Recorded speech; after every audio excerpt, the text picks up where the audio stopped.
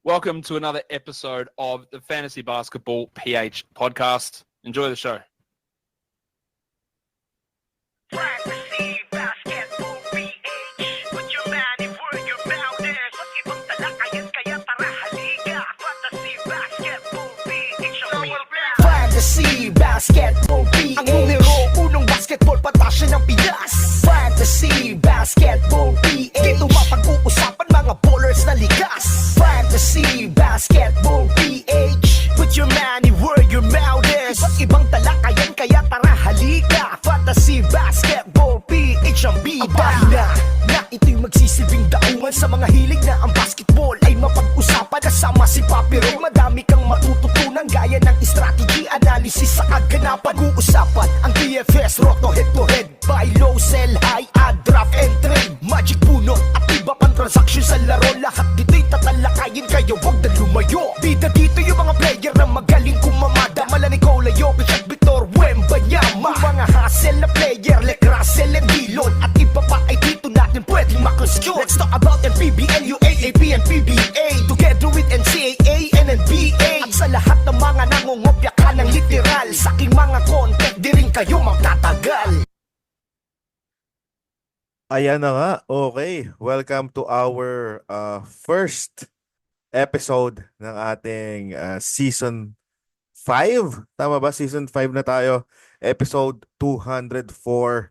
Ang unang tikim, First Blood of NBA Season 2024-2025. Of course, kamusta mga papi?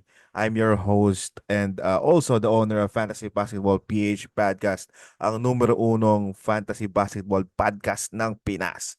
Ayan, so exciting dahil unang tikim natin and balik ulit tayo. Agahan natin ang pagbabalik sa fantasy seasons. We are going to be available via Facebook, of course, available via YouTube, and available via napakadaming podcast mediums. Pero ang pinakasikat at least sa bansa natin or sa Pilipinas is napaka-formal no? Bansa natin ay of course Spotify. So check nyo lang itong ating episode once it drops. And ayan na, bakbakan agad. Umpisa na natin.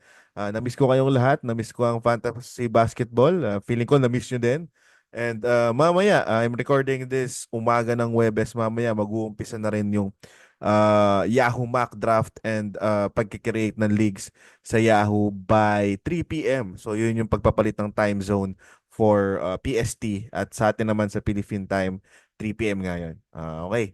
So ang pag-uusapan natin for today mga papi ay yung recent na mock draft namin, early mock draft with Josh Lloyd. So malamang napanood nyo na yan kung sa pick na kayo sa fantasy, yun talaga yung napakadaming maglabas ng content in terms of fantasy. Lodi, si Papi Josh Lloyd. So, kung napanood nyo yun, alam nyo na kung sino posible yung pinakamadami nakuhang reaction. And explain natin yung mga picks natin saka yung mga moves natin dun sa specific na mock draft na yun. So, quickly, if you're watching this via YouTube or any video platform, I'm gonna share yung actual draft and that was held via Fantrack. So dun sa mga nagtatanong at mga nagtanong na, I guess nasagot ko na rin yan. Via Fantrack siya ginanap, hindi siya via Yahoo. Kasi ngayon pa nga lang mag-o-open yung sa Yahoo. And then paid paid account to. So si Josh Lloyd yung nag-host. So yung international fantasy analysts, well, for the whole world, I guess. Feeling ko naman wala nang ibang world available. Hindi ko lang sure kung mayroong fantasy sa Mars. Baka doon si Victor Wembanyama. No? So meron kasi kaming grupo na binuo din ni Papi Josh. And then, ayun, sharing of thoughts and ideas, mga tawag dito, mga opinions and all. Also helping out each other sa mga content namin, and then kung ano man na available kung sino, and doon nag-start yung conversation that Josh Lloyd is planning to held sobrang early mock draft, and isa nga tayo doon sa nakasama doon sa roster na yon. So it was a pleasure, of course. Syempre Papi Josh Lloyd yan, though I think 2 beses na natin nag-guest si Papi Josh dun sa ating podcast. Hopefully makatatlo this season. And I- feeling ko hindi din to first time na nakasali tayo dun sa mock draft niya. Though ito yung dahil nakailan na nga tayo nung nakaraan, coming to this mock draft, I was really planning to pick players na makakakuha ng attention or makakakuha ng reaction kay Josh Lloyd. And I actually didn't care if it's a bad or good reaction. Hopefully good. Pero kasi medyo boring yung good eh. Parang gusto ko yung may gulat or gusto ko talaga yung mas stretch yung analysis ni Josh. Kasi na-experience ko na rin yung pagda-draft. And pag held and pagre-record habang nagma-mock draft. Una, nakakalito siya. Sunod, to be honest, there's a tendency na maging plain saka maging alam mo yun, standard lang yung pagre-review mo or pagbibigay mo ng takes kapag yung lumalabas na draft in accordance dun sa player ranking. So for me that's a little bit boring kasi yung mga ganung bagay mababasa mo na yon dun sa ranking itself. And then, ang pinaka-golden nugget kasi is yung opinions and takes ni Josh about dun sa mga picks. And para makuha natin at para masulit natin yung airtime and hopefully makakuha ng airtime, I was planning na, yun nga, hilitiin natin si Papi Josh during the draft. Not necessarily mean na sinadya ko lahat. There are a couple of names na sinadya ko at yun yung pag-uusapan natin this specific episode. So, ayan, dun sa mga nakikinig sa Spotify, unfortunately, meron ako ditong visual na hindi nyo makikita.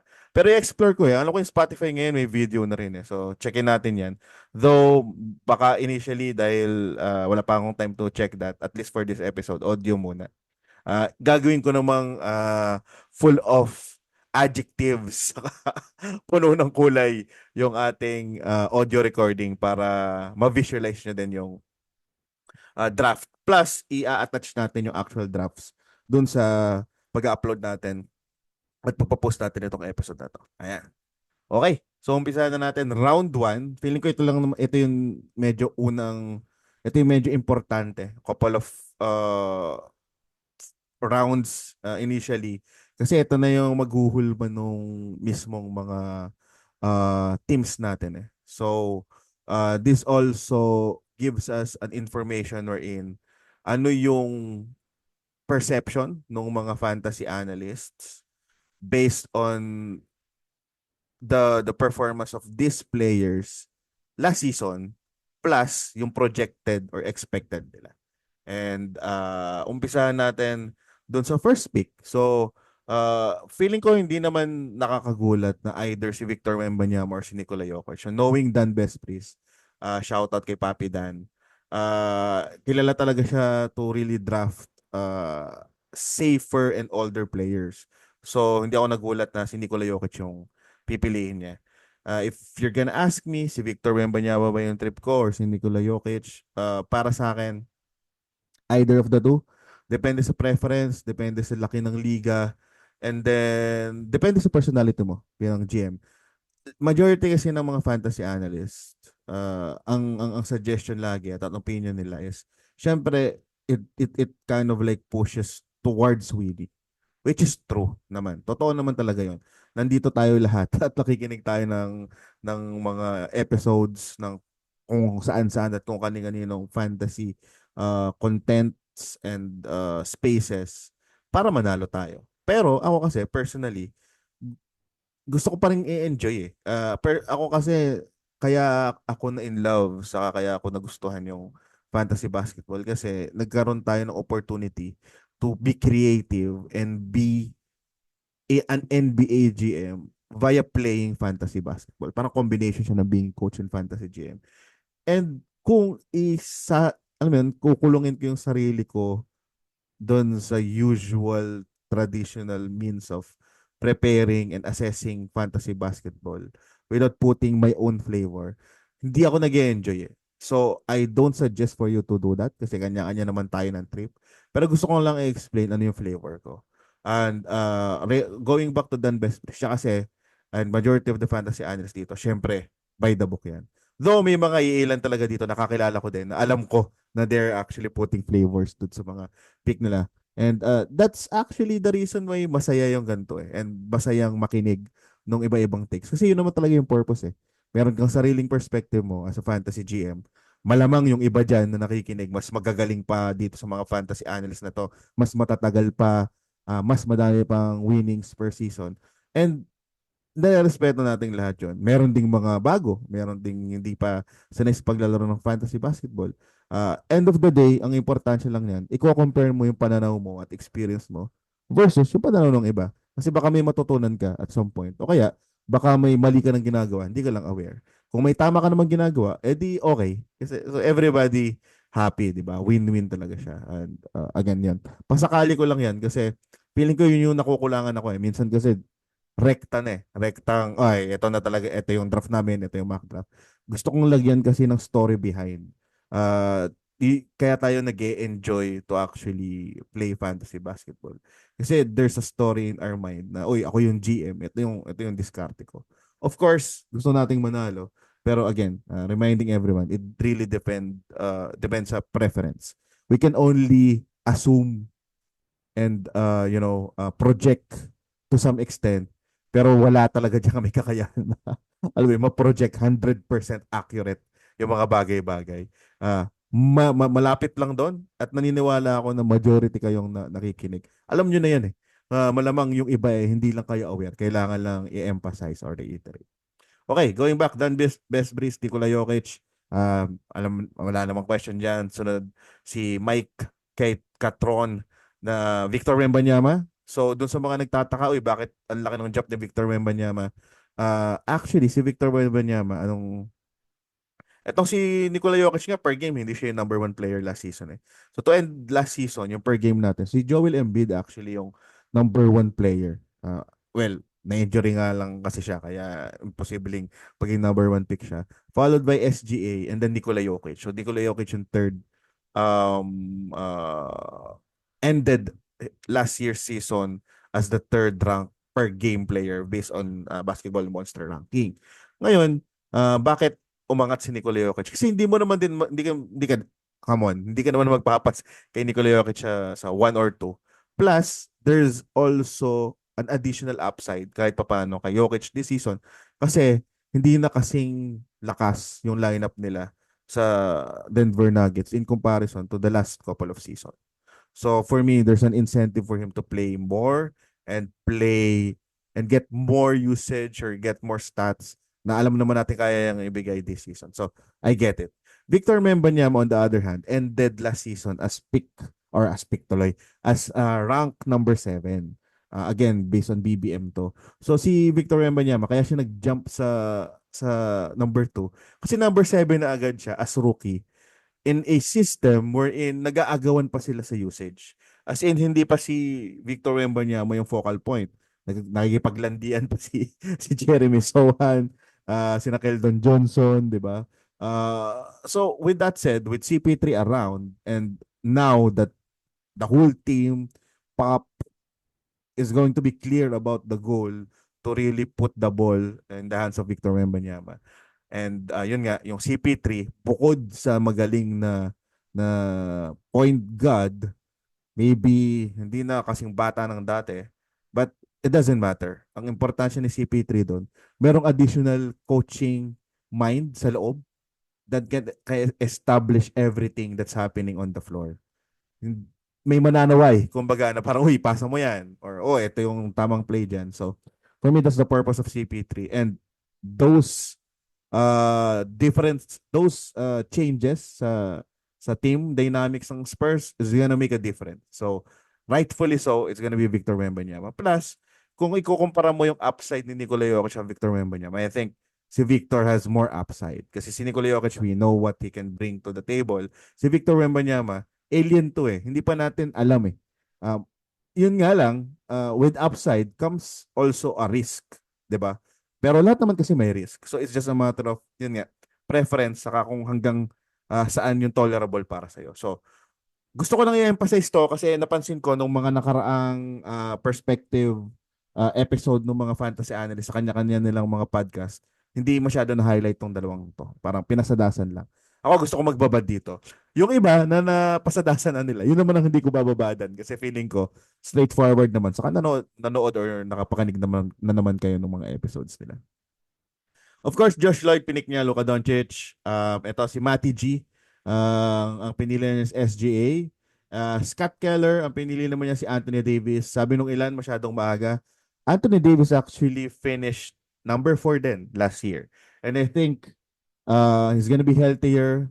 Sobrang solid yung pinakita niya in the US team during the Olympics. So, me personally, nakikita ko yung sarili ko na i-draft din si Anthony Davis earlier compared to last season. So, mas may confidence ako kay Anthony Davis this year. Giannis Antetokounmpo, since this is a head-to-head format, baka nga madraft pa si Giannis ng una kasi kay Anthony Davis eh. Ang problema lang kasi kay Giannis, again, hindi siya nakapaglaro ng ilang bang, wait lang double check natin mga paps para sure kung ilan yung nilaro niya. He is ranked number 34 and he played 73 games last season. So, head-to-head wise, solid na yan. So, solid na yan para kay Giannis Antetokounmpo. Nagwalwal din to sa Olympic. So, malamang in terms of hype, we are expecting na mag-carry over yon. Siguro ang masasabi ko lang kay Giannis, he has to really step up similar to Nikola Jokic. Kasi nag-improve lahat ng Eastern Conference teams, especially yung mga nakapasok sa playoffs.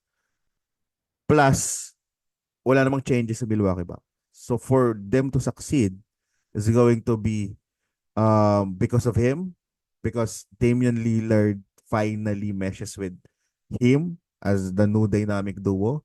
It's because healthy si Lillard, it's because healthy siya, at it's because healthy si Chris Middleton. For me, yun yung top na dapat mangyari for them to succeed.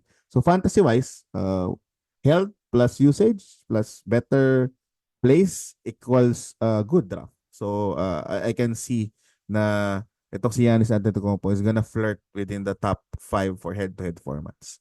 Sunod si Haliburton. Dito ang pinaka para sa akin torn yung mga GMs kasi syempre si Haliburton pangit yung performance niya towards the end eh.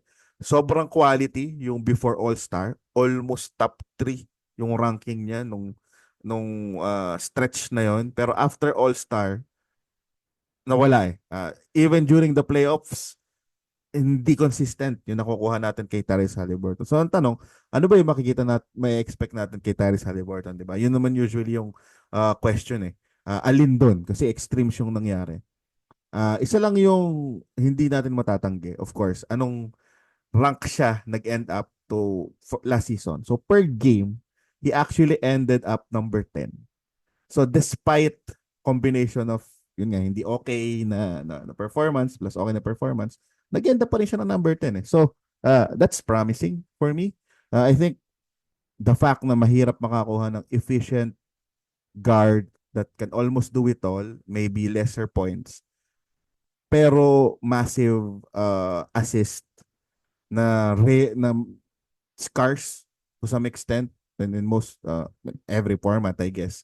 So, andun pa rin talaga yung value ni Haliburton. Ang tanong na lang kasi dito yung consistency.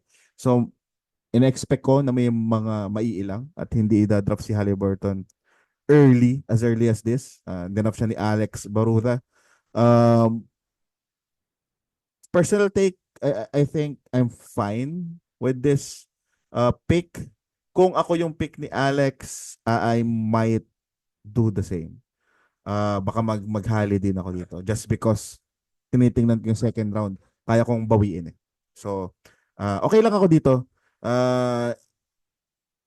Concerned din ako dun sa kay Hali pero feeling ko masyado tayo nag-dwell masyado nating dinamdam eh. Yung nakita natin. Rightfully so kasi umasa tayo eh. Ganda na ng performance eh. Pero I just think rising star si Haliburton is a high IQ player. He'll definitely be placed in a situation na magsasucceed siya. Naiintindihan na Indiana Pacers yan. Okay, babawasan ko na yung mga comments natin pababa ha. Kasi syempre, tatatagal lang tayo dito kung isa-isa yun talaga natin. O, ayan. So, umpisa na natin yung first pick ko, Jason Tatum. Sinadya ko to, si Jason Tatum. Kasi understanding how all of the fantasy analysts, lalo na yung mga international. So, ako lang naman talaga dito yung Pinoy, no? So, inobserban ko sila eh. Alam kong hindi sila basta-basta nasusway ng mga injuries and all. And I'm pretty sure Joel Embiid should have been taken pick 7, pick 8, or pick 6 kung iba-iba yan. And ganun yung ginawa ko nung Roto mock draft namin. Joel Embiid talaga kinuha ko on that area. So it's not fun for me kasi natry ko na si Joel Embiid at kung nagkaroon ng pagkakataon either Joel Embiid or maybe Trae Young yung pipiliin ko. So to get ito yung una part siya ng strategy ko na makakuha ng reaction kay Josh Lloyd. So that's why I picked Jason Tatum and nakuha ko naman talaga yung attention niya. Do I agree on that? I agree on that to some extent kasi si Jason Tatum, ang baba niya, he actually finished, tingnan natin finished rank number 15. So, kung kukunin ko nga siya in the middle on the first round, nagigets ko na parang like may Joel Embiid, 'di ba? Maybe merong Kevin Durant kung well, Tatum pa rin ako over Kevin Durant. Merong Donovan Mitchell. Kung hindi ako ilang sa injuries, may Kawhi Leonard, I guess. Kasi nasa top 10 siya to end the season last year. You also have Kyrie Irving na feeling ko naman hindi dapat. So, shaky yung ibang option eh. Nag-safety ako kay Jason Tatum despite knowing na kaya ayaw din nila kay Tatum bukod dun sa performance niya last year. Kakagaling lang dito sa Olympics. Pero kasi, come on, hindi naman nakapaglaro si Tatum. Masyado sa Olympics. Pagkatapos, psychological din eh, na this time, he has to prove something. Kung hindi nyo masyado nabibisita, yung window ng Boston Celtics to win back-to-back championship is very slim.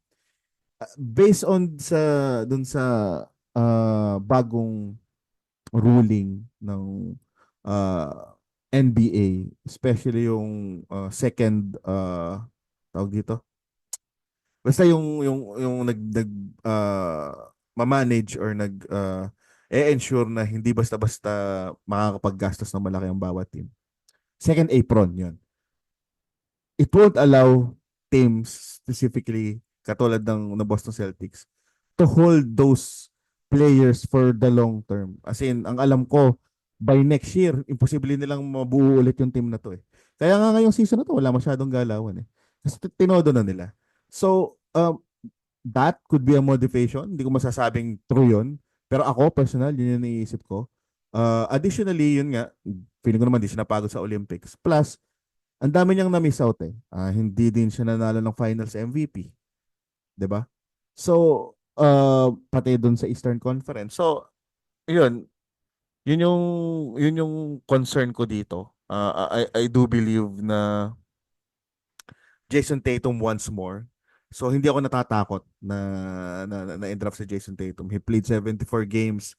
I checked nung mga nakaraang season, hindi naman pa siya bumababa ng todo.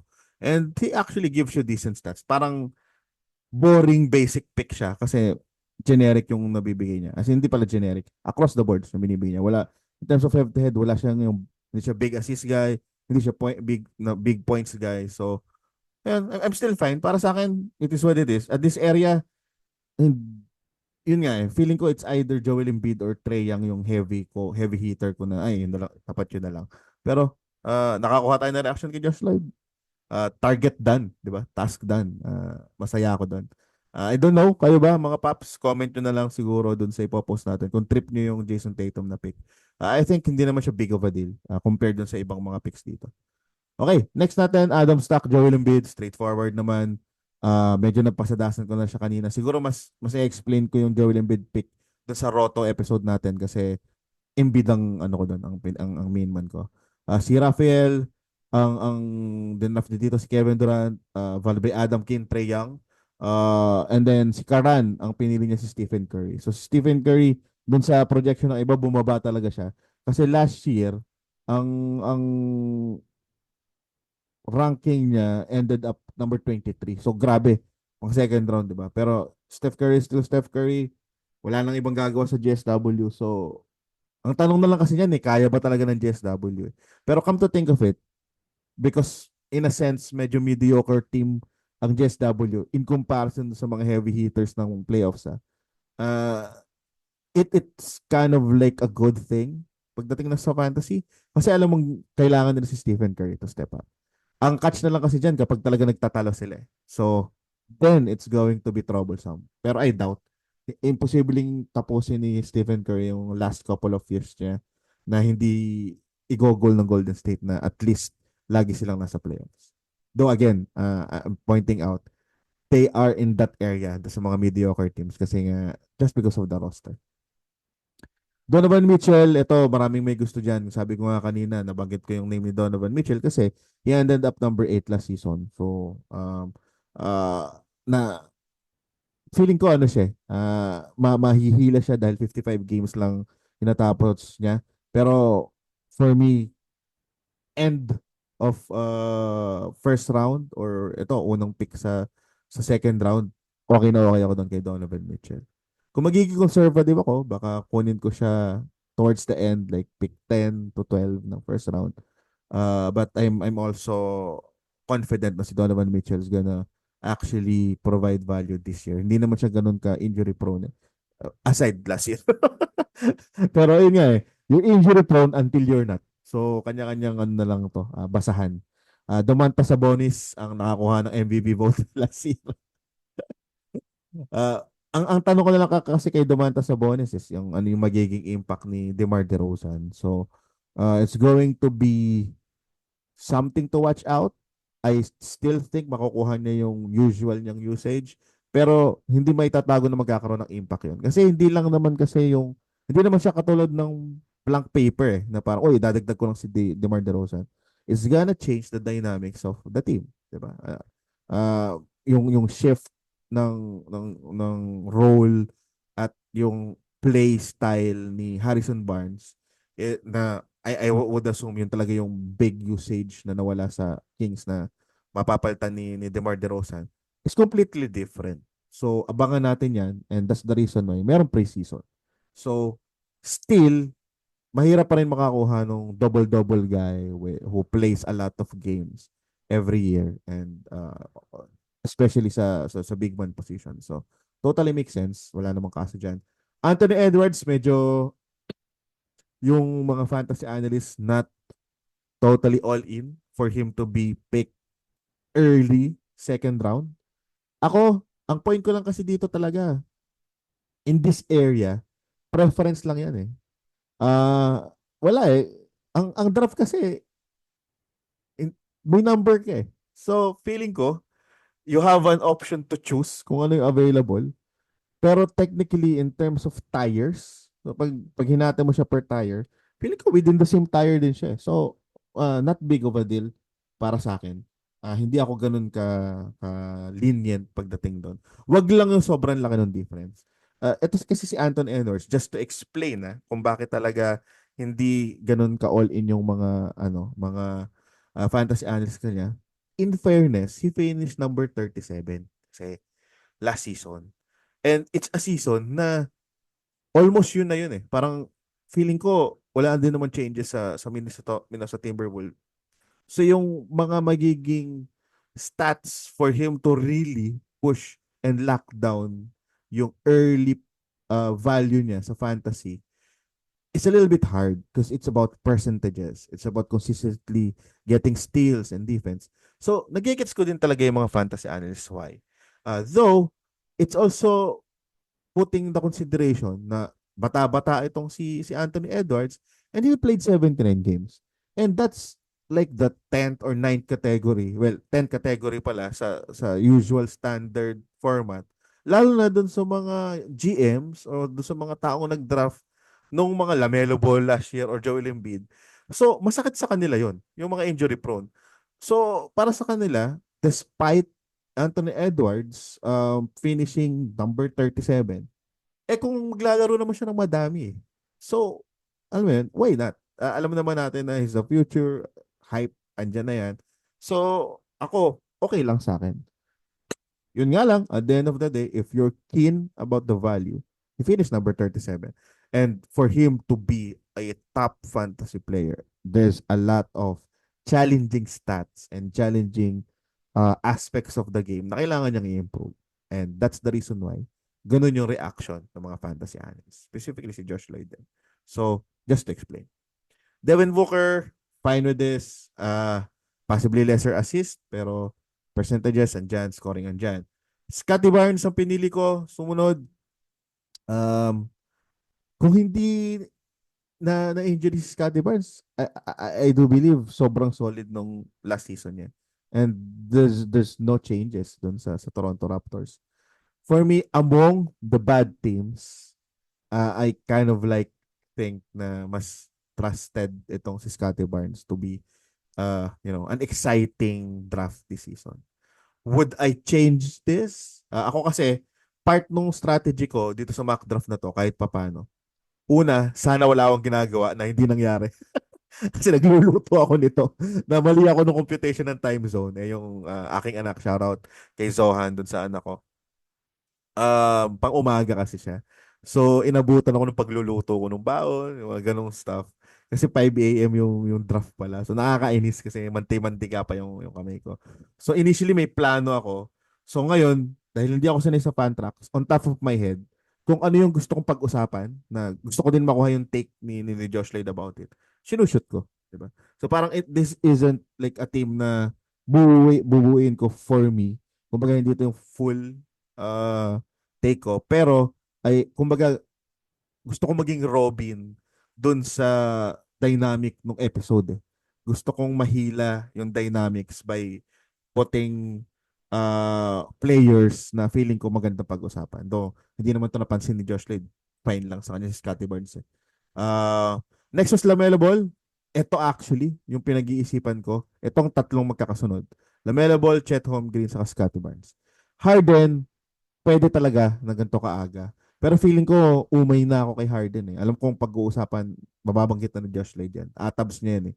So, LaMelo Ball, gusto ko talaga, feeling ko mapag-uusapan. Kaso, nung nakaraang draft namin, saka sa mga conversation namin, si Josh Lloyd kay LaMelo Ball eh. So, feeling ko hindi din basta-basta mapag-uusapan sa... hindi ko siya pinili. So, ito na lang talaga si Scottie Barnes. Chet Holmgren naman, sa totoo lang, feeling ko by October, bago mag-draft, feeling ko uusog to si Chet Holmgren. Kasi, kung ako tatanungin, pwedeng ibalik yung, yung dating combo na naalala niyo yung Andre Drummond, DeAndre Jordan. Pwede mo kasing gawin yun eh. Like for example, ito nga, maganda yung pairing niya, Giannis, Chet Holmgren. Sino ba yung pwedeng dumulo? So, for example, meron ka ng Sabonis, I guess. Pwede mong idulo siya. Or actually, any player. Pwede ka kasing mag-back-to-back na Chet Holmgren, Jaren Jackson Jr. Kunwari, nag-slide siya sa first round or first pick, second pick. Pwede mo dun gawin yun. O kaya, kunin mo siya kung meron kang Giannis or may Anthony Davis. So, naglalak ka ng big man stats or Joel Embiid. Para sa akin, goods yun. Goods yun kay Chet Holmgren. Kumbaga, na-elevate yung purpose niya. Kaya naman kasi mababa yung niya, yung tawag dito, projection niya din dito. Ako, personally, nakita ko kay Chet Holmgren, magkakaroon talaga ng impact yung pag-acquire ng OKC kay Isaiah Hartenstein. So, in reality, it's good. In fantasy kasi, ang nakikita ko, so hard PF na yung magiging laro ni Chet Holmgren. I still see him playing center position at times. Pero kasi meron ka ng additional na defender and good rebounder, especially sa rebounding part. So, posibleng mabawasan ng rebounding ni Chet Holmgren. Malamang tataas yung scoring, pero tataas din yung attempts sa tres. And by hook or by crook, ang 3 points kasi is a low percentage shot. So, bababa yung field goal percentage niya, di ba? So, alam mo yun, push on pull, makikita natin siguro to at mako-confirm sa preseason. Pero that's possibly also the reason kaya hindi din ganun ka-high yung mga fantasy analyst international kay Chet Holmgren. At itong si Chet Holmgren, rank 20th siya. So, ano yun?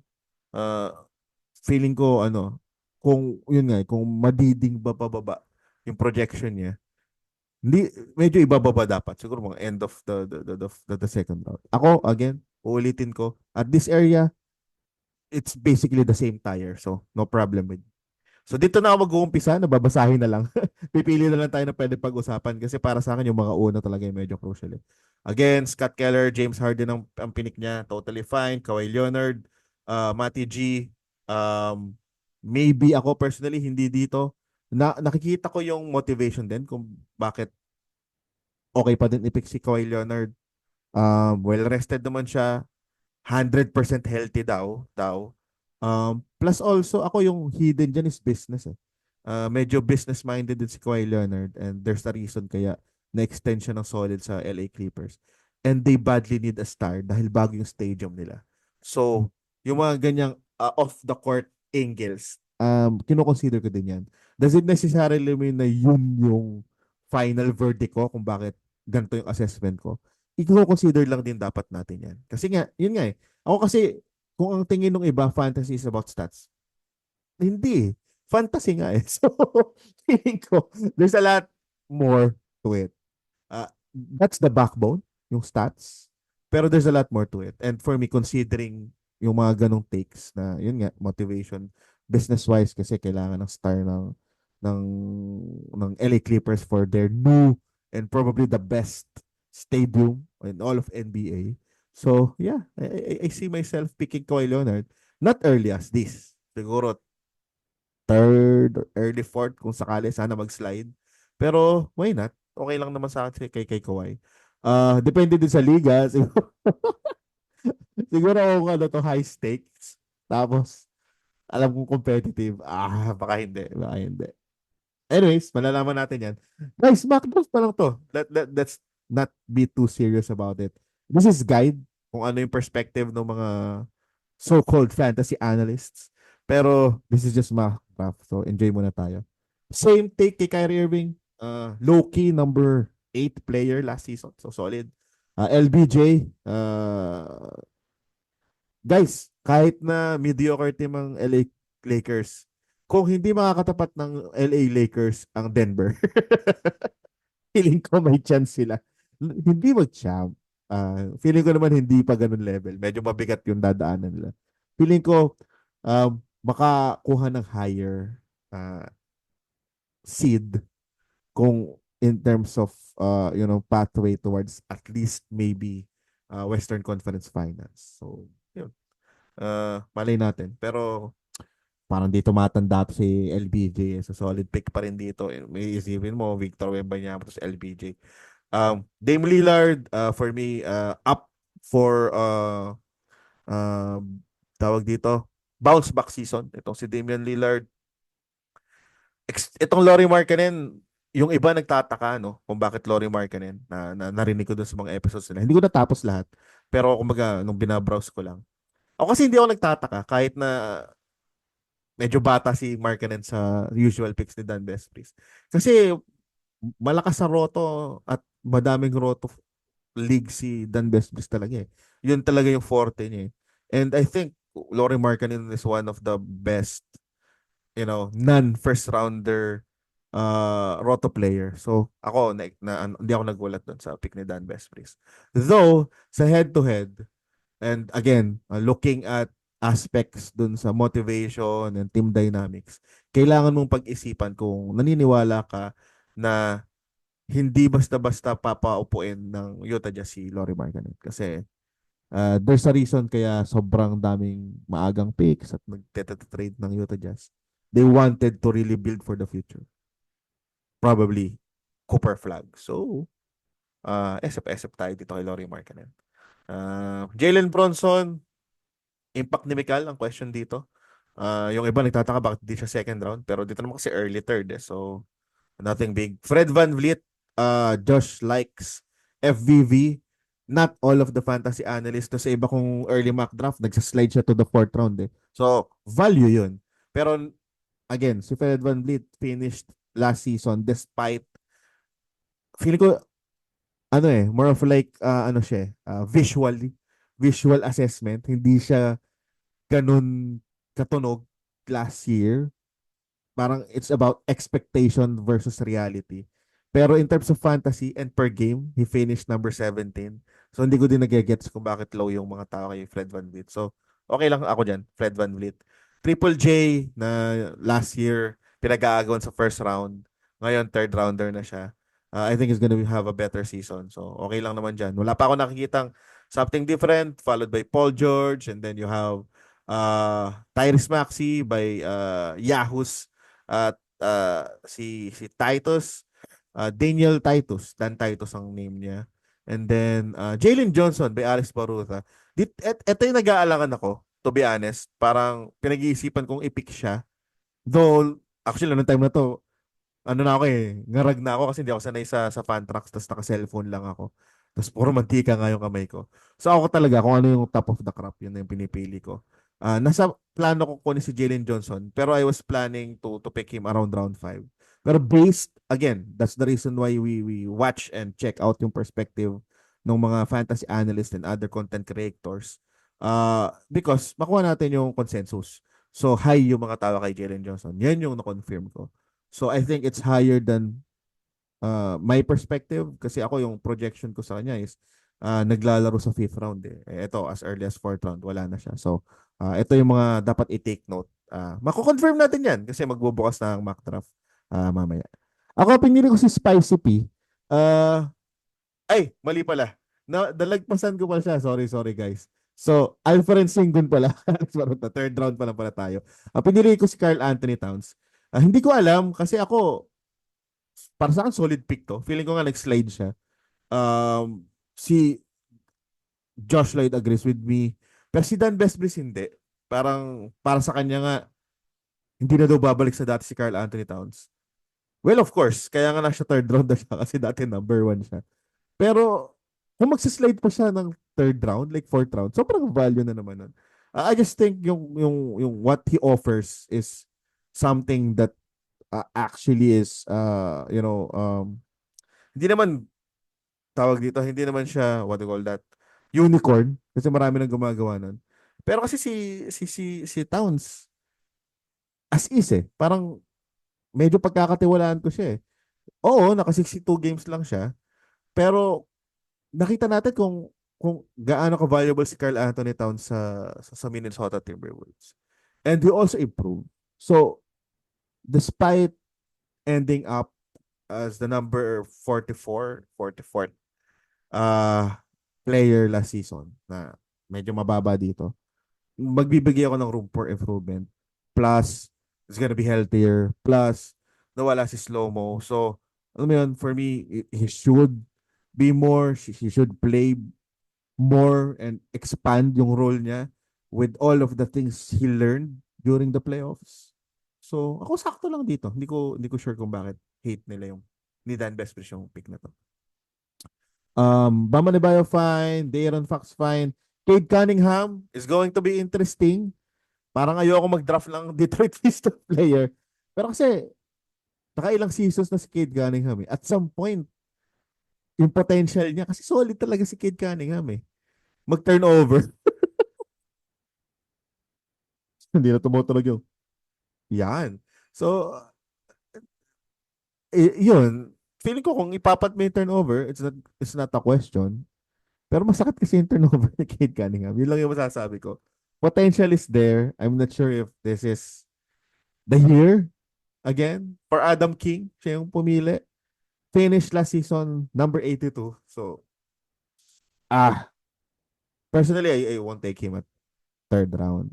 DeJounte Murray, pwede pa. Despite everything, despite the movement, despite di natin alam kung anong plano ng New Orleans Pelicans, I think he's that good. Definitely, bababa yung stats niya. Hindi naman sila nagkakalayo ni Trae Young eh. Last season, nasa 30 plus din itong si DeJounte. Pakilan pa to si DeJounte. Hanapin natin. 38. Tapos si Trae Young is 36. So pareha silang magja-jump talaga. Though mas mababa yung jump ni DeJounte kasi mas madami siyang kaagaw sa usage. But still, at this point, importante na yung offer niya in comparison sa mga natitira. Goods na ako doon. Ito yung gusto ko. Sana sa round na to, J-Dub. So, solid pick to para kay Karan, DeJounte Murray, J-Dub. Actually, maganda yung maraming magagandang teams dito pero nagustuhan ko yung mga picks ni Karan kasi last pick siya. So, bibigyan ko siya ng edge doon. Banquero, hindi nagustuhan ni Josh Lloyd. Maraming hindi nakagusto nito. That's because of his ranking. So, ito yung mga bagay na beyond our eyes. So, si Paulo Banquero, based on BBM, finished last season. Kahit na, ito kabaliktaran to ni, sino nga ba yung nabanggit ko kanina? Na eye test. I think that was, wait. Lorimar, hindi si Lorimar Canen. Van Vliet, yun. Si Van Vliet kasi, feeling ko eye test, parang feeling natin hindi siya okay. For some reason, or ewan ko, baka ako lang naman yun. Paulo Banquero naman, eye test, past that to most. Kasi okay naman yung performance niya eh. Pero kasi syempre, in terms of ranking, there's a lot of cuts to consider, especially percentages. And dun bumaksak si Paulo Banquero. And he finished 159. So, with respect dun sa take ni Josh Lloyd about it, magugulat talaga siya. Hindi niya magugustuhan yun kasi 159. Ako, guys, personally, kukunin ko siya within top 50. Not this early. Kasi yan, mas gusto ko to si Evan Mobley. Actually, ang target ko talaga dito, either si J-Dub saka si Evan Mobley. Kaso, nakuha nga ahead of me. Si Banquero, dun yan sa round 5-6 ko pwede magtitiwala ako. Especially na at that point, mahirap na kumuha na scorer. At dun siya okay. And I think he's gonna have better season. He's gonna improve. He gives a lot of stats. Kaso yun nga eh. It's about efficiency and all. So, kanya-kanyang trip yan. So, kung yan yung trip nyo, di ako. Para sa akin, hindi siya masamang tinapay. Ayan. Para ba Evan Mobley, Ja Morant? Ako, solid na pick to. Feeling ko at this point, dapat makuha mo na yung Ja Morant. So, gusto ko lang quickly explain yung Pascal Siakam. Kasi kung titingnan nyo dito, actually, nawala sa isip ko yung Jaylen Brown. Solid yung pick na Jaylen Brown dito. Ano pa ba yung, well, yun lang. Feeling ko yun lang yung pwede ko i-pick dito sa area na to. O kaya Jimmy Butler. Pero yun, siguro naghanap lang ako ng ng balance, and then of course added scorer, tapos strategic position, PF center, and dito sa part na to, kinonfirm ko na magpapanta ko ng blocks. So parang ganun na yung direction ko. So mapapansin mo, head to head naman siya. So magpapanta ko ng blocks. So ako, fine ako dito. Not the sexiest of the pick. Not proud of it. If I could have changed it, oo. Why not? Pero hindi din naman masama. So, yun lang naman. Spicy P. Feeling ko solid to. Jalen Johnson, much upside kasi kay Spicy P.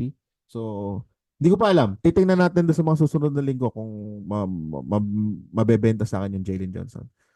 Desmond Bain, solid pick din to. Derek White, okay din. Jarrett Allen, hindi ko alam kung anong plano, pero syempre, kailangan mo ng blocks, saka big man, then nasa conversation na talaga dapat si Jarrett Allen. Jaylen Brown, solid pick. Jimmy Butler, solid pick. Jamal Murray. Ito yung feeling ko magsaslide just because of his performance, pero in reality, kailangan ng defender si Jamal Murray. So, unless he's not healthy, I think at this area, 4th to 5th round, dapat makuha na rin si Jamal Murray. Rudy Gobert, di ko sure. Parang feeling ko may madami pang ibang option with upside over Rudy Gobert. Though, he still delivers. Kita naman natin last season. Ano bang, si Gobert last season? Silipin ko nga. Si Gobert is 53. So, again, around this area. Pero yun nga, you won't, usually, ideal talaga na hindi ka magpipick ng, alam mo yun, sa ganong area. And I just think, doon sa available players right here, I'm not sure kung pag-aagawan si Rudy Gobert. Posibleng hindi na rin talaga babalik sa kanya. Baka bet na rin talaga ni Dan Besbris yun. Especially, meron siyang Dame, Murray, saka Markkanen. Si Jokic pa siya. First pick, diba? So, all goods na yung points. So, kayang-kayang i-cover. So, yeah, totally makes sense. Gets. Tobias, Ayton pala kay Mike Catron. Okay lang naman. Ako, natatakot lang talaga ako kumuha ng mga gantong pick na. So, na-try ko na siya last year at hindi ko nagustuhan yung decision ko ngayon. At, yun. Feeling ko lang kasi weird spot ang Portland Blazers. I just think baka madaming mangyari. Alam mo yun? Di ko naman nila expect. Alam kong gayahin nyo yun. kino-consider niyo yung possible trades or why not for the projection. Kasi mali yun. Kasi, alam mo yun, assumption lang siya. Pero, hindi din naman siya masamang i-consider. Ako lang, dahil low na rin naman ako sa kanya, kumbaga, gusto ko lang i-firm sa sarili ko kung ano yung, at this point, pwede ko pa siyang palagpasin. Kung makita ko pa siya next round, then fine. Pero at this area kasi feeling ko ito yung area na dapat siyang kunin eh. So dahil hindi ako high sa kanya, hindi ko siya ipa-prioritize. Parang yun yung punto ko. Pero still, based on his performance and based on the need of this team, totally fine. DeAndre Ayton. Tobias Harris, well, siya lang naman talaga yung decent doon. I think malaking bagay yung pagbabalik ni Tobias Harris. Rank 48 last season. Nasa Philly pa siya. So, of course, mag-i-improve si Tobias Harris. Do I maging aggressive ba ako sa kanya? Hindi. Kasi I like Tobias Harris. I don't like the Detroit Pistons. So, yun yung take ko. I'd rather have this guy, Franz Wagner. Kinuha ni Matty G. DeMar DeRozan, aalangan din ako. Someone who doesn't shoot at threes, not known as a defender. Bumaba din yung free throws made. Tapos ngayon, kaagaw ni Fox saka ni Sabonis sa usage. Yeah, I think uh, hindi ko masyado gusto to. At least one round earlier for me. Yung scoring niya kasi importante pa din eh. Kaso pag nakikita niyo dito, marami pang option. Jalen Duren, yeah, fine. Solid naman talaga siya na big man last season. So that's gonna improve more. And then he has better teammates, I guess. Katulad dito Tobias Harris. So, let's see how it impacts yung game ni Jalen Duren. Ito yung target ko. Nakuha ni Alex Baruta, just one pick away from me. Nakakainis. Kasi wala pa akong guard. So, Darius Garland, bad season last year. I think he's up for a bounce back season. So, ang pinili ko na lang, ako kasi, kilala niyo ako, Spurs fan. Usually, yun yung pitfall ko, na wag yung gagayahin. I don't suggest.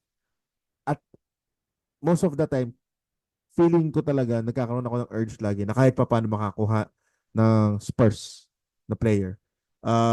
At this area kasi, kahit down yung mga tao kay Devin Vassell, even si Josh Lloyd, parang nabanggit nga niya dito, hindi niya alam kung makakakuha ba. I disagree on that. Though si Devin Vassell, hindi naman siya naka-finish ng solid last year. Pero para sa akin, luck na siya as the Tugan. He finished 68, almost within this area. Siguro dahil nga Spurs fan ako, mas optimistic ako sa kanya. Played 68 games. I think mag-aangat pa yon. And then, considering andun si CP3, na hindi naman kukuha ng tawag dito, ng scoring yun eh. It's more of like really establishing.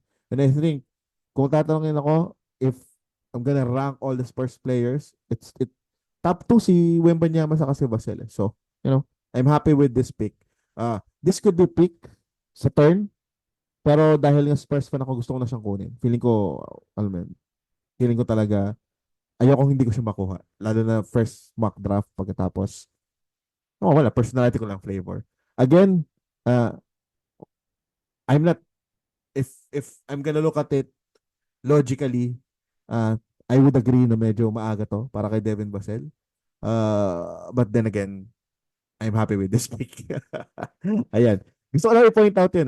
Nahirapan lang ako i-expound siya. Pero gusto lang i-point out na pwede kong agree ako na medyo maaga to si Devin Vassell. But hindi ganun kaaga. Miles Bridges, feel ko I'd rather have Vassell over Bridges. Pero pag knock on the wood kapag may nangyari kay LaMelo Ball or whatnot, it's gonna be Miles Bridges all the way. So, makes sense. Miles Turner, ito solid pick to para sa akin. Pat Blocks kasi ako kaya hindi ko siya consider. Quickly trending up. Feeling ko itong pick ni Adam King na to, madaming fans si Emmanuel Quickly this year among fantasy analysts. So I'm expecting him to be one of the hottest draft pick in the mid rounds. Zion Williamson, yun, ito yung feeling ko dapat siya yung kinuha ko at this point. Nick Claxton, of course, wala nang player sa Brooklyn Nets, pero yun na nga wala nang player doon. So, yung pick niya sa dulo, Clowney, handcuff siya. So I think he gets it. Karan gets it. Kasi at some, good yung projection ni Nick Claxton, pero it's on a bad team. And it has its pros and cons. Marami pang time for different episode pag-usapan natin yan. Pero maybe not this time. Nikola Vuce, nag-slide to. Low-key, solid pick para kay Nikola Vucevic. Will he stay in the Chicago Bulls? Don't know. Baka hindi. Sino ba yung next pick dito? Brandon Miller. Medyo maaga. Siguro para sa akin, lalo na kung healthy si LaMelo Ball. Kasi, yun nga, ito, okay. Gusto ko yung Zach LaVine, yan, pwede yan. Michael Bridges, di pa natin alam role, pero okay din. Ako yung Jrue Holiday, kaya ako siya kinuha. Kasi, yung time na si Milwaukee Bucks, si Jrue Holiday, tapos naglaro din siya na Olympic champion din siya. Played 67 games, and actually played better than sa previous year. So, hindi naman ako ganun nag-aalala kay Jrue Holiday. Pero gets ko, kasi yun nga mas matanda na obviously si Jrue Holiday, plus, yun nga, hindi na natin alam. Similar lang din ako dun sa take ko kay Jason Tatum with regards to motivation. Lalong-lalo na wala si Kristaps Porzingis. Si Jason Tatum naglalaro din sa big man. Nakita natin kung gaano denominate ni Jrue Holiday yung post even as a guard. So, yung dynamics of the Boston Celtics without Kristaps Porzingis, if they still want to be on top of a much better Eastern Conference this season, I think they need to play more earlier unless hindi pa rin na-figure out ng NBA paano pigilan yung Boston Celtics. So, it's fine with me. Is it earlier? Agree. Pero ewan ko, parang hindi kasi ako sure kung anong take ng lahat kay Jrue Holiday. So, pinanch ko na. So, double purpose na parang, oy, ano kaya ang take ni Josh Levy? So, apparently, they're low on Jrue Holiday this season. Asa na ba tayo? So, nabanggit ko si Julius Randle after that, Michael Bridges, Brook Lopez, Anthony Simons, Isaiah Hartenstein. Yeah, fine with me kay Isaiah Hartenstein. Maybe a little bit earlier, pero at this point, naghahanap ka na ng solid na big man eh. So, naintindihan naman ni Josh Lloyd yung assignment na yan. Terry Rozier, sa totoo lang, okay lang ako kay Terry Rozier dito eh. Yung iba kasi, conservative na masyadong maaga kay Terry Rozier. Siguro kasi, I'm also more optimistic on Terry Rozier just because after Jimmy Butler, wala nang usage getter dun eh. It's between Tyler Hero and Bam Adebayo. So nakikitaan ko ng potential si Terry Rozier to be, siya yung parang nasa middle na makakuha ng extra bump just because of the tendencies ni Hero saka ni Jimmy Butler. It's bad na yung projection mo, i-aangkla mo doon. I don't suggest it.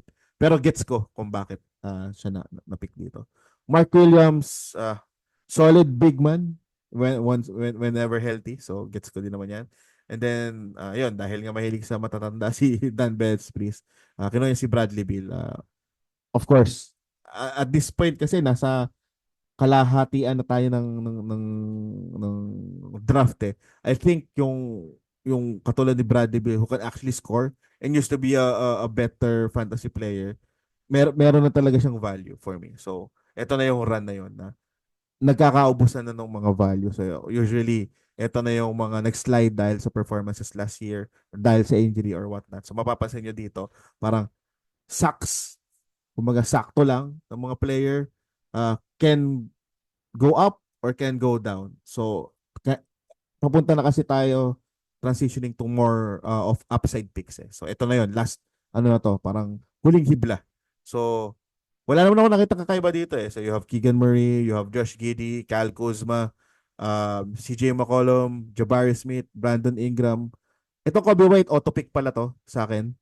Ang plano ko talagang kunin dito para makakuha again ng tawag dito, ng reaction kay Josh Lloyd. I was planning to pick Cam Thomas or Jordan Poole. So, yun yung target ko.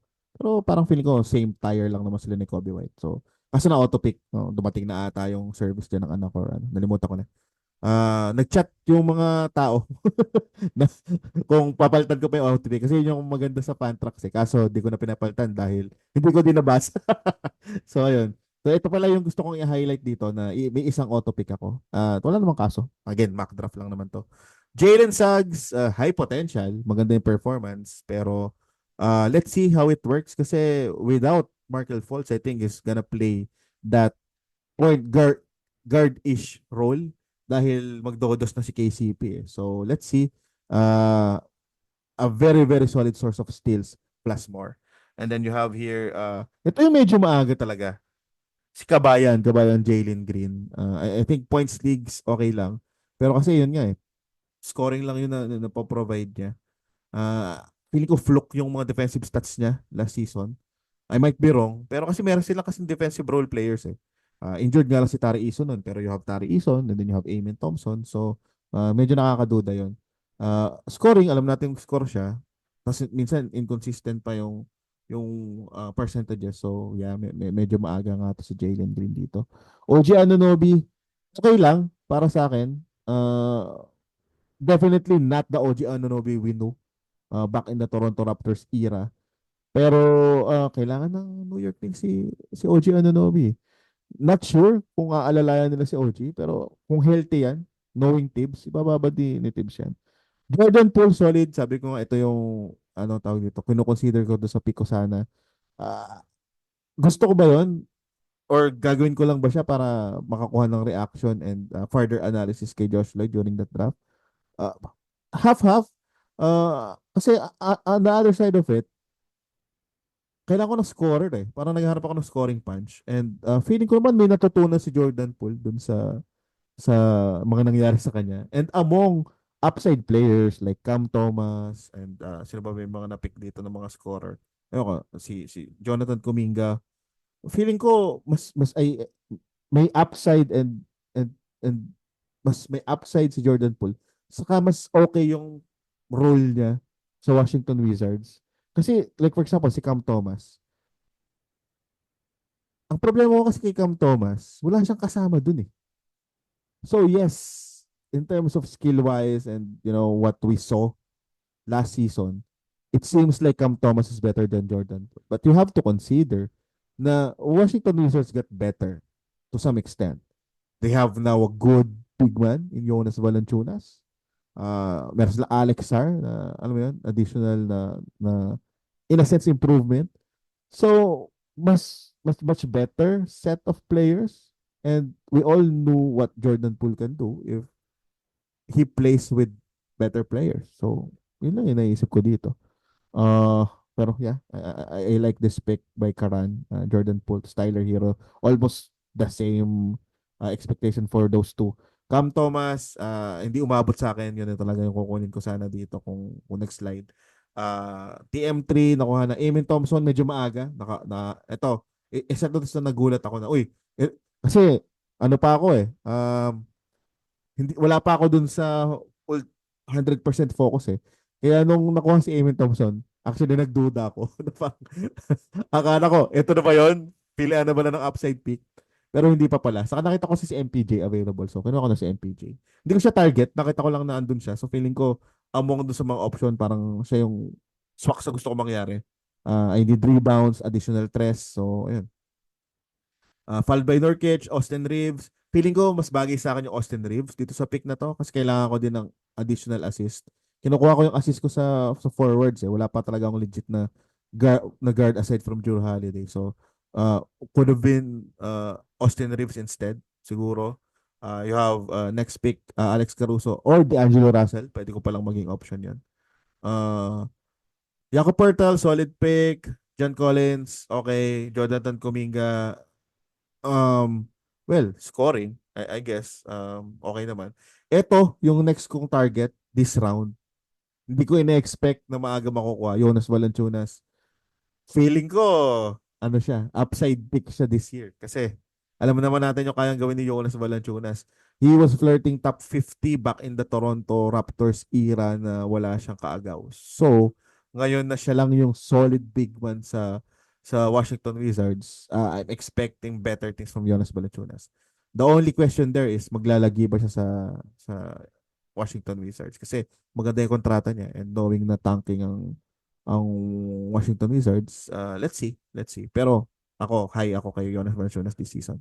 Scoot Henderson, fine, bounce back year. Gusto ko din yung Zubac pick na to. Actually, target ko din siya. Big man kasi yung target ko talaga dito sa round na to kasi naubusan ako ng mga trip ko. Dan Gafford nakuha na.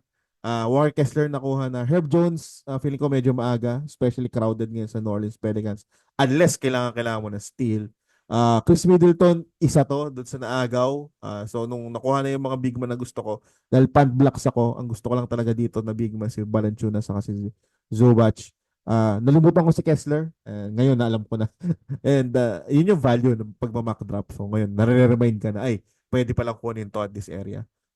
Chris Middleton talaga yung target ko. Again, one pick away. Nakaka-Alex to si Alex Baruta. Nakuhanan niya ako ng Garland. Nakuhanan pa niya ako ng Middleton. So ako, medyo maaga to. Napaga kasi yung ano ko yung upside picks ko. So nung nag round 9 na, nag-umpisa na talaga ako. Alam mo yun, makapag-pick na ng upside pick. Compared to others, hindi naman sobrang high. Optimistic lang ako kay Cam Johnson. Kasi nabanggit ko kanina, walang sino pang players na makakatulong ni Cam Thomas doon. Ben Simmons, di ba? Dennis Schroeder. And one of them is Cam Johnson. And I think much polished si Cam Johnson in terms of all-around play. So, ewan ko. I'm just optimistic with Cam Johnson. Tingnan nga natin. Last season, he ended up better than Cam Thomas. Diba? So, 3 ranks higher than Cam Thomas. So, yeah, feeling ko hindi sila nagkakalayo. Kaya kinuha ko na si Cam Johnson dito. But that's just me. Okay? Next, Clint Capela. Fine. Derek Lively, again, nag-punt blocks kasi ko kaya medyo iniwasan ko na itong mga to. Dagos Oswell Okongwu, Alex Sarr, feeling ko, well, upside picks na kasi to Pero yun nga, blocks din yung ma-offer niya kaya wala talaga. Kristaps Porzingis, pag naglaro, oo. Pero kasi kailan pa siya maglalaro? Feeling ko hindi siya ganun ka-draftable unless may IR ka. At feeling ko hindi round 10. Feeling ko bandang dulo pa, mga round 11, ganun. 11, 12, or maybe last pick kung aabot talaga. Dyson Daniels, gusto ko siya, actually, pero, well, upside picks na rin naman to. Hindi ko naman siya para ulaan or ano yun, pag-isipan yung pick ni King or Adam King. Kaso yun nga, may Keontae George pa, may mga ganyang players pa, so feeling ko mas kukunin ko yan kasi kay Dyson Daniels. And then Bogdan Bogdanovic with his performance and dahil wala si DeJounte Murray, totally makes sense. Eto, hindi ko na-expect na available si Draymond Green. I was choosing between Draymond and Keontae George. So, yun yung pinagpipilian ko. Pero kasi, gusto ko mag-pump ng steals and then gusto ko ng lesser or more efficient na build dahil yun nga, pansin mo doon sa pagkakabuild ko, umiiwas ako. Feeling ko value pick na si Draymond Green kaya medyo nabibigyan yung combination na kailangan ko. Lesser upside pero give me assist, give me defense, gives me rebound. So, yeah, Draymond Green. Yun siya yung pinili ko. Followed by Marcus Smart, solid pick. Keontae George, solid pick. Mike Conley, boring pero still palagay ko rosterable at this point. Tingnan natin kung anong magiging usage and minutes ni Mike Conley kasi importante siya sa Minnesota Timberwolves and I don't think gugustuhin nilang pagodin na basta-basta si Mike Conley. That's the reason why nakapag-trade sila sa San Antonio Spurs. So, let's see. Also, this could be the year wherein Anthony Edwards takes more of that facilitating role and that's a good news for Anthony Edwards kapag nangyari yan. Jeremy Grant, basta hindi mo i-expect na maglalaro siya by March or ano, okay lang din naman yan. RJ Barrett is a solid pick, especially coming from Josh Lloyd, no? Ewan ko, nalimutan ko si RJ Barrett. Para sa akin, sa buong pick dito sa round na to, pinaka-solid si RJ Barrett Pero, yun. That's the reason why Josh Lloyd is one of the top or maybe the top fantasy basketball analyst. So, hindi niya nalimutan yun. Yung Colin Sexton, Mike Ketron, and then Bobby Portis by Dan Besbris. Hindi ko masyado bet yung Bobby Portis kasi mababa yung upside unless you're banking na hindi makapaglaro si Giannis ng madami. Pero yun nga yun kasi yung pangat kay Bobby Portis Kapag naglalaro si Giannis, hindi ganun kaganda yung stats niya. Tyus Jones is nice, pero again, low upside kasi crowded yung Phoenix Suns Meron pa din ang alam ko, nasa kanila din si Monte Morris ata. Nalimutan ko lang. Pero alam ko, solid yung mga girls nila. So, still, I think Tyus Jones is the better. Pero, again, if it's just for assist, yeah, why not? Klay Thompson, kinuha ni Mike Catron, nice. There's an upside there as long as he shoots better, hopefully within 20s. Pero palagay ko, at this point in his career, yun na lang yung gagawin niya. I doubt the defensive stats. I doubt a consistent 25-ish score. So, but, it's still Klay Thompson. So, there's a ring in his name. Literal, no? yung ginawa niya kay Devin Booker. Ito na yung lumalabas na solid center ng GSW that is performing very well. So, I think itong si si nalimutan ko na, di ba 3 letters, so TJH pa o TJD? Nalimutan ko na tuloy. Completely out of my my mind, or inaantok na rin ako. Pero solid pick to para kay Josh Lloyd. I think it's an upside pick kasi down the line, kapag knock on the wood, hindi natin alam kung ano mangyayari sa Golden State Warriors, baka mas mabigyan siya ng chance, di ba? Tapos nawala pa si Dario Saric. PJ Washington, yeah. Actually, gusto ko din tong pick na to para kay Matty G. Then have the unsure pa kasi ako eh. Parang weird ang Portland talaga eh. Parang siyang crowded na hindi. So yun. Naz Reid with Kyle Anderson out. His role is going to be interesting. Kelly Olynyk, Steady Freddy. Ito, gusto ko tong pick na to. Another Golden State Warrior, si Pods. High ako kay Pods this season with Klay Thompson out. And I think knowing a type of coach Steve Kerr is, may favoritism siya. Saka meron siyang nililin talaga ng mga atabs niya or mga bata niya. And I think isa si Pods doon. So, gusto ko tong pick ko na to. Upside pick din. Mitch Rob, well, as long as he's healthy, solid. Pero, yun nga, that's always a question. Jaime Jaquez, unless you're banking on Jimmy Butler, na wala na naman. He's that fifth option in terms of scoring, I guess, dun sa lineup nila. So, yeah, totally fine. Shaden Sharp, solid pick para kay Adam King. He has to prove something. Tingnan natin kung ito na yon. Kung hindi, ewan ko. Kasi guard heavy yung yung draft rookie class next season. So, aside from cover flag, of course, pero ewan ko. Kailangan magpakita na talaga ni Shaden Sharp this season, and hopefully maging magandang motivation yan. Upside picks na to mga paps. So, isa-isayin ko na lang. Zach Edey. Ito si Hendricks. Depende to kay Lauri Marketing. Pero kasi maganda yung pinakita niya ng Summer League. So, fine. Kay Lillard, again, upside pick na. Medyo napaga, pero alam mo, easily you can drop this. Ito, may Oscar Thompson na kumuha. Jeremy Sohan, alam mo yung target ko to. Naagaw sa akin, isang pick na naman. Nakakainis. So, kinuha ko si Norman Powell.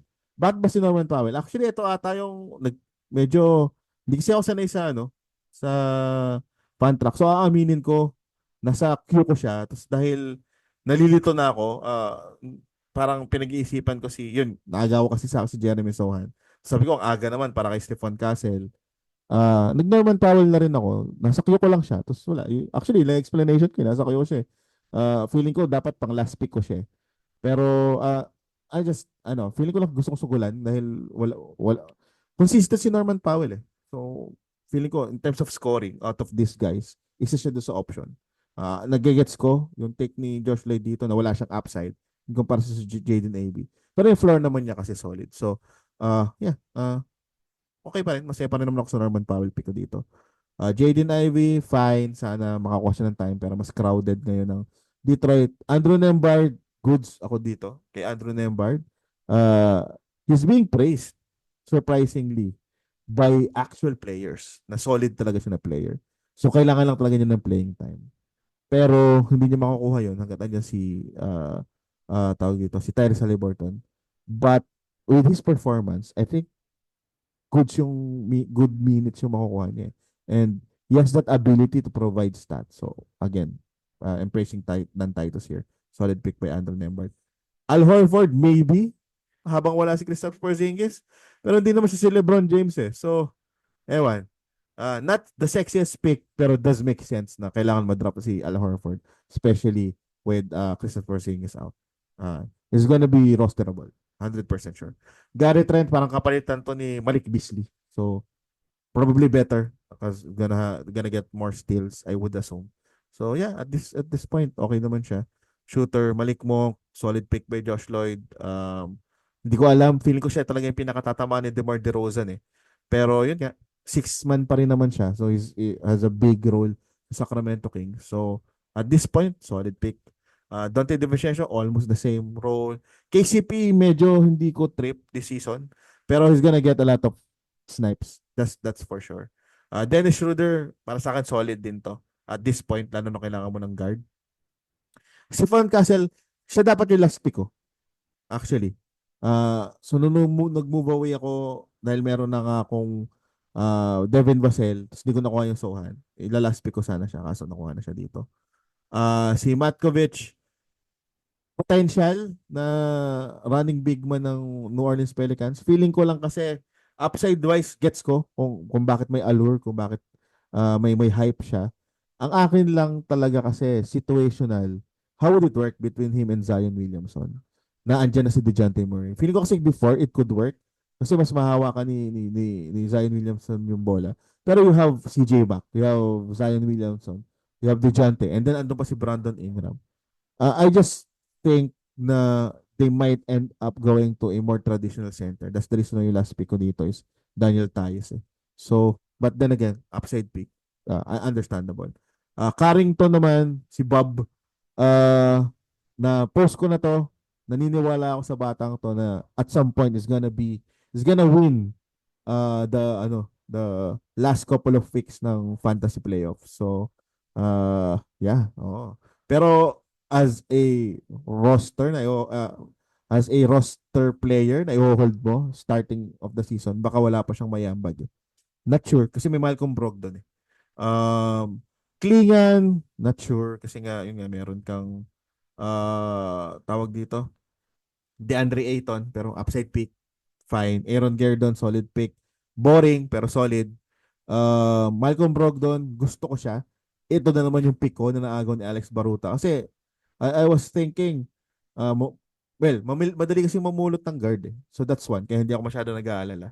Tapos nakakuha ka din na rin ako ng pods dyan.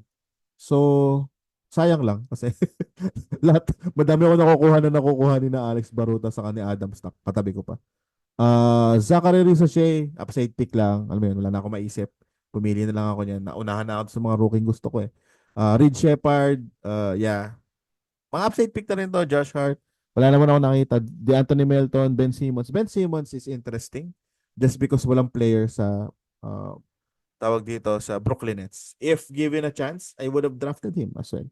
Pero nakuha na siya. Clowney, for me, good handcuff para kay Nick Claxton. Markel Fultz, ewan ko kung ba't ito pinili ni Adam King. Feeling ko, yun, personality lang niyang manggulat din. You have your Jonathan Isaac. In limited minutes, he's gonna give you defensive stats. That's it. That goes as well with Tari Eason.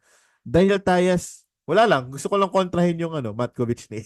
Just like, di ba sabi ko kasi gusto ko makakuha na reaction. Pero ito, pinasadasan lang niya eh. Parang naalala ko, sabi niya na dito, so other way around si Papi Roy. Parang ganun. So, ayun. Tamang lang ako. Tamang trip lang ako. Just like dito. Caris LeVert, well, bagong coach. Bata, ewan ko, bata pa rin yan si Caris LeVert ni Kenny Atkinson. Grayson Allen is gonna have a role. Pero to some extent, doon ako hindi sure. As a shooter, for sure. Pero, kasi meron na silang solid na guard eh. So, feeling ko, magfo-focus na siya sa defense saka sa stress. Buzelis, gusto ko to as an upside pick. May tendency kasi ang Bulls na mag-tank eh. And then, I think, it's gonna be Buzelis team. Lalo na ako matetrade si Zach LaVine. Pero ang tanong is, paano? Kasi hindi maganda yung kontrata ni Zach LaVine. Vince Williams, yeah, fine. Andre Drummond, solid. Again, with kung conservative ka kay Joel Embiid, it does make sense to draft Andre Drummond. Diba? It's a better version of Paul Reed, I guess, last year. Kasi, nung draft natin si Paul Reed, that's with an assumption na healthy na lagi si Joel Embiid eh. And then he went down. Treyman, hindi ko sure. Feeling ko basta pumili na lang. And then Boyan Bogdanovic. Ayun. Medyo napahaba kasi feeling ko there's no way to really cover everything. Wala namang sobrang notable na kakaiba. Yung iba na nabanggit ko na. Siguro I'm gonna end the episode just to let everyone know na this is just a mock draft. So ako hindi siya, well, big deal siya in terms of, uy, ito pala yung pulso ng masa. Kaso guys, take note that these are driven by international perspective. Of course, tayo mga Pinoy, sila yung mga fina-follow natin. So, may impluwensyahan yung mga picks natin. But, keep following every fantasy analyst right here kasi this is gonna change. This is gonna be, hindi to luck. To be honest, magkakaroon po ng shift dito, lalong-lalo na towards the start of the season kapag nagkakakitaan na tayo ng lineup sa preseason. So, ang masasabi ko lang is gonna be exciting. Nagkaroon na tayo ng idea, at least for head-to-head. Next episode naman natin, Roto, pagkatapos followed by Points League. So, ayun. Maraming salamat mga paps. Hindi ko alam kung paano ko iiklian eh. Gusto ko sanang iklian talaga kaso I have to cover. Sayang naman na pag-usapan na rin natin. Anyways, shout out sa inyong lahat. Shout out pala dun sa Daily Fantasy na grupo na team na pinuntahan ko last Tuesday. Tama, last Tuesday. I was invited as one of their KOL. So, there's gonna be more projects for Daily Fantasy and hopefully maging part tayo nun. And of course, kahit sino naman, dati, ang alam ko, Reban sila lumapit sa akin and then other friends that is within the same industry and passion. You have Max Visaya, you have Fantasy Benchwarmers, marami pa na talagang ako, mahal ko yung fantasy industry natin sa Pilipinas or community natin kasi part na siya ng hobby ko eh. So, definitely gonna be active this season. That's for sure. Ang gusto ko lang i-add is I'm gonna have several initiatives to make our community better. So, abangan nyo yan kasi may mga pinaplano ako na hopefully umabot kasi meron na lang tayong almost 2 months. So, yun yung mga kabang-abang. Okay, so I hope hindi na ako inaantok. Mas hindi pa ako ganun inaantok. Tanan yung mata ko, no? Kakatapos lang ng shift ko. I hope you continue to follow me. Of course, available yung content natin, Fantasy Basketball page. Sa Facebook, follow nyo yung YouTube natin kasi kasi tamad kasi ako mag-promote so hindi ko na po-promote yun. Give that a follow and then you can check this episode from Facebook, YouTube, Spotify, and Twitter. Ayun. Pahinga muna tayo. Takits mamaya. Live tayo for the opening ng Yahoo Mock Draft. Ayan. Okay. Oy, last pala. Nalimutan ko. Kamusta naman yung bago nating intro song, di ba? Grabe. Shoutout kay Mike Kocha. Siya yung bumanat nun. Nung bago nating intro song. Napakalupet. So, shoutout dun sa mga makaka-appreciate nung ating bagong intro song. So, bigyan nyo ng solid na likes yan at bigyan nyo ng solid na comments kasi pinaghirapan din namin yan para mapaganda lalo yung ating podcast. Ayan. Okay. Maraming salamat mga papi. Bye-bye.